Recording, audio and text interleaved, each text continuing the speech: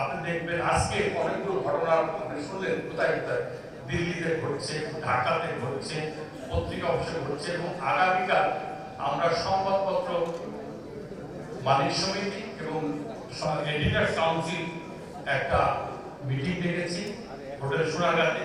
আমরা অনেকেই দাওয়াত পাঠিয়েছি, অনেকেই রাজনৈতিক নেতৃবৃন্দ, সাংবাদিকবৃন্দ এবং সুশীল সমাজ সবাই সেখানে থাকবেন। আপনারা আসবেন।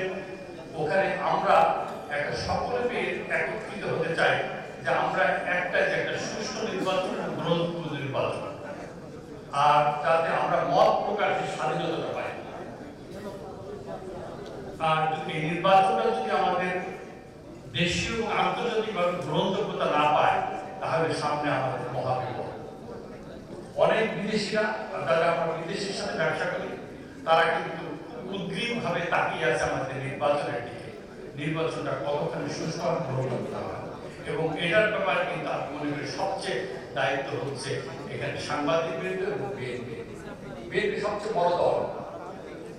যদি সুষ্ঠু নির্বাচন করতে, গ্রহণযোগ্য নির্বাচন করতে গিয়ে যদি কোথাও বিএনপিকে 10টা সিট হারাতে হয়, তাহলে আমি মনে করি এখনকার প্রথম আলো যে সার্ভেটা করেছে, তাদের বিএনপির ক্ষমতা আসতে কোনো অসুবিধা হওয়ার কথা না।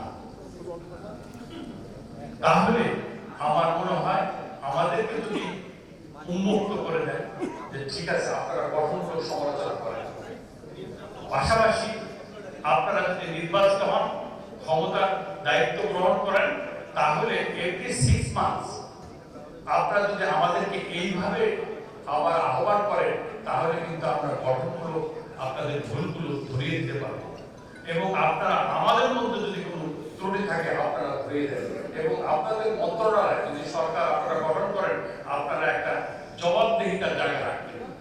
সেটা হচ্ছে কি, আমাদের যারা সংবাদপত্র প্রকাশ করি বা মিডিয়া চালাই, সব যে সঠিকভাবে আমরা উপস্থাপন করি তাও না, আমাদের কিন্তু অনেক ভুল রাখতে হয়।